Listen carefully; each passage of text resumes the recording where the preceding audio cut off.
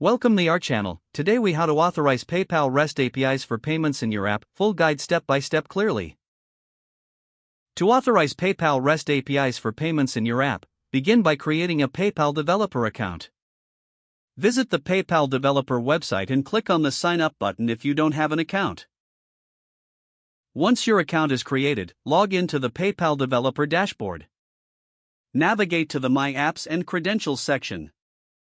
In this section, you will see options for REST API apps.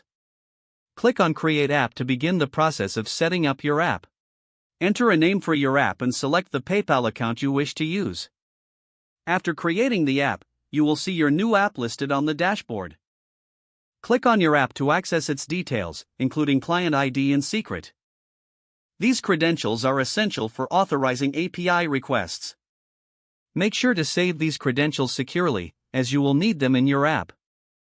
Next, choose whether you'll be developing in a sandbox or live environment. For testing purposes, use the sandbox environment.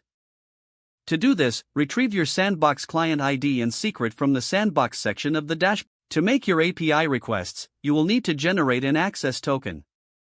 Begin the token generation process by making a request to the PayPal token endpoint.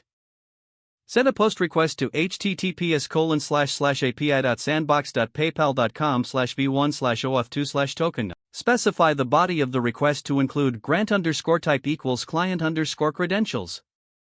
If successful, PayPal will return an access token. Store this access token securely for future API requests. Now that you have your access token, you can proceed to make payment requests.